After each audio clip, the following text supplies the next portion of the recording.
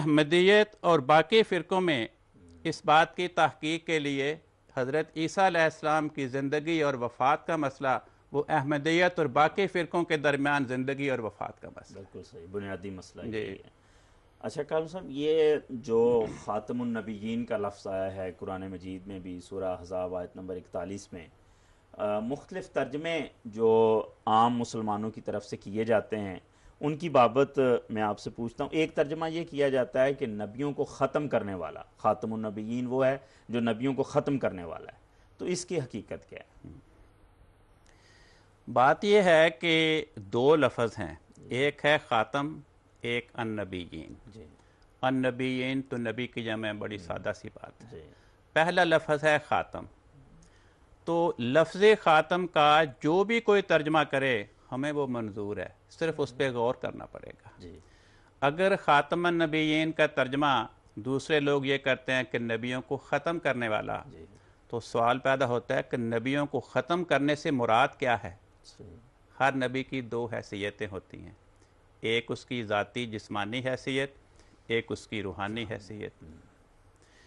ذاتی اور جسمانی حیثیت کے لحاظ سے دیکھیں تو جس وقت حضرت رسول پاک صلی اللہ علیہ وسلم دنیا میں تشریف لائے، ہمارے تمام مخالفین کے نزدیک سارے انبیاء جسمانی طور پہ فوت ہو چکے تھے، صرف ایک نبی حضرت مسیح علیہ السلام ان کے خیال میں ان کی جسمانی حیثیت ابھی تک ختم نہیں ہوئی تھی، اور ان کا عقیدہ یہ ہے کہ رسول پاک صلی اللہ علیہ وسلم جنہوں نے ان کے بقول اس آیت کے مطابق تمام انبیاء کو ختم کرنے کا دعویٰ کیا، جو ایک نبی ابھی تک ختم نہیں ہوا تھا وہ بھی آپ سے ختم نہیں ہو سکا، وہ تو بعد میں پھر آئے گا۔ تو ان کی جو تشریح ہے جی اس کے لحاظ سے تو یہ ترجمہ مخالفین کے سامنے جگ ہنسائی کرنے والی بات ہے۔ صحیح۔ اگر آج ایک ہندو کہہ دے کہ بھئی نعوذ باللہ تمہارے نبی نے اتنا بڑا دعویٰ کیا کہ میں تمام انبیاء کو ختم کرنے آیا ہوں، حالانکہ جب غور سے دیکھیں تو تمام انبیاء پہلے ہی فوت ہو چکے تھے، صحیح۔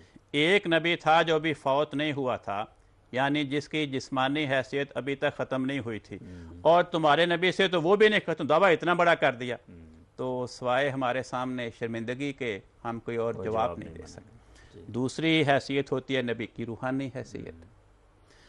تو رسول پاک صلی اللہ علیہ وسلم کی آمد سے پہلے تمام انبیاء کا فیض، ان کی روحانی تاثیر ختم ہو چکی تھی، لیکن ہمارے مخالفین کا عقیدہ ہے کہ حضرت عیسیٰ علیہ السلام ایسے ہیں کہ جن کا فیض، جن کی تاثیر، جن کی تبلیغ، جن کی تربیت کا زمانہ رسول پاک صلی اللہ علیہ وسلم کے بعد بھی امت میں جاری رہے گا۔ تو اگر ان کی تشریح دیکھیں تو اس کے لحاظ سے رسول پاک صلی اللہ علیہ وسلم کا یہ دعویٰ صرف دعویٰ ہی رہ جاتا ہے، اس کا ثبوت کوئی نہیں رہ جاتا۔ تو ہمارے نقطۂ نگاہ سے اس کا مطلب یہ ہے کہ حضرت رسول پاک صلی اللہ علیہ وسلم نے آ کے جب دنیا میں آپ تشریف لائے تو آپ نے تمام انبیاء کے دین ختم کر دیے، جی تمام انبیاء کی روحانی تاثیر اور ان کے فیض کا دروازہ بند کر دیا۔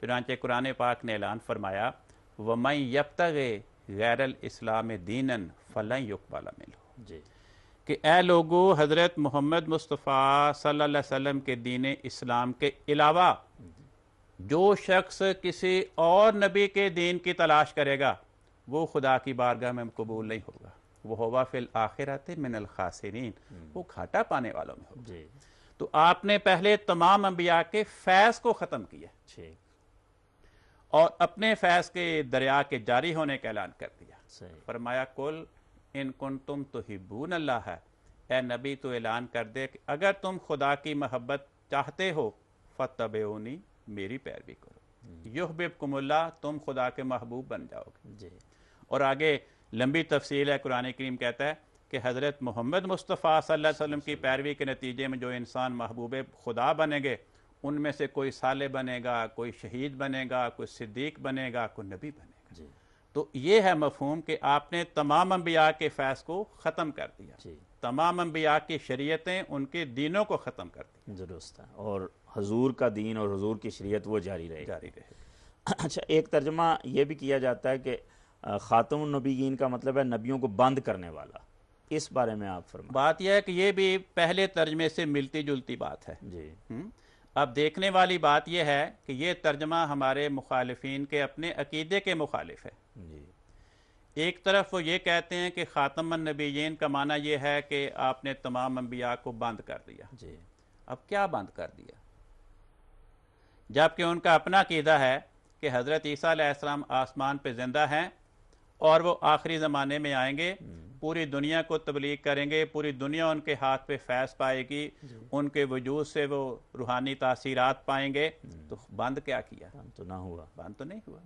ہاں، اگر ہمارے نقطہ نگاہ سے دیکھیں تو وہی پہلے والی بات یہ ہے کہ حضرت محمد مصطفیٰ صلی اللہ علیہ وسلم نے تمام انبیاء کے فیض کے دروازے بند کر کے اپنے فیض کے دروازے کھول دیے، جاری کیا۔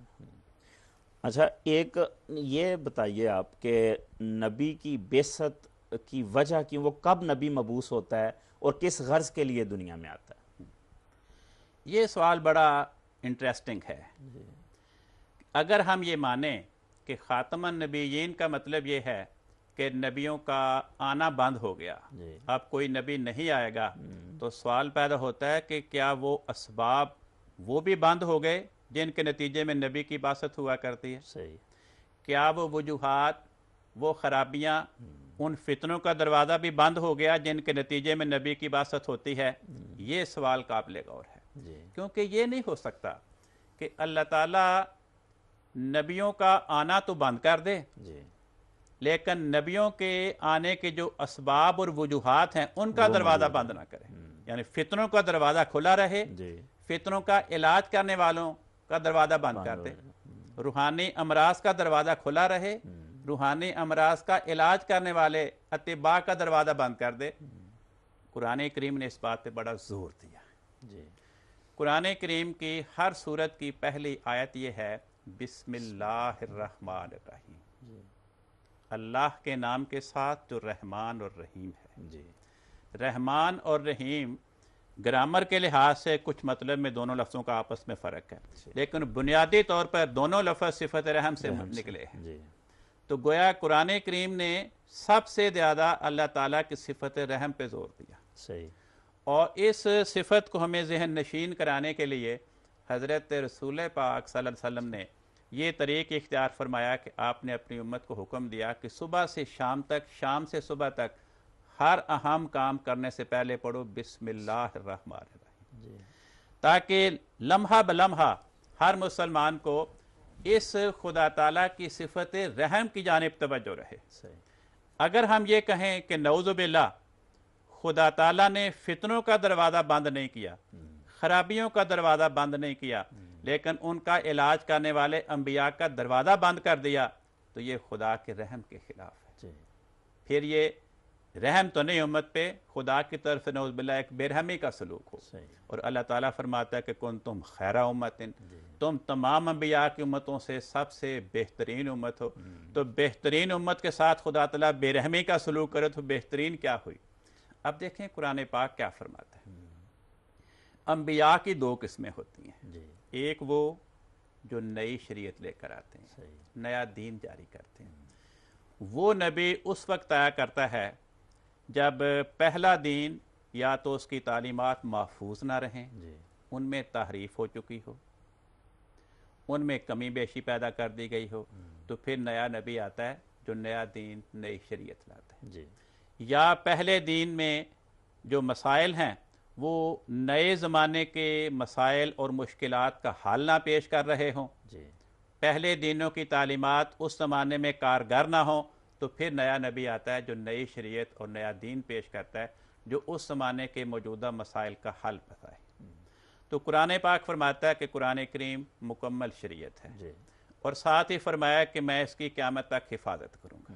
تو ان دونوں باتوں نے ہمیں یہ سمجھایا کہ ایسا نبی جو نئی شریعت اور نیا دین پیش کرے اور اسلام کی شریعت کو منسوخ کر دے، اس کے آنے کی دنیا میں ضرورت نہیں ہے، وہ اب نہیں آئے گا۔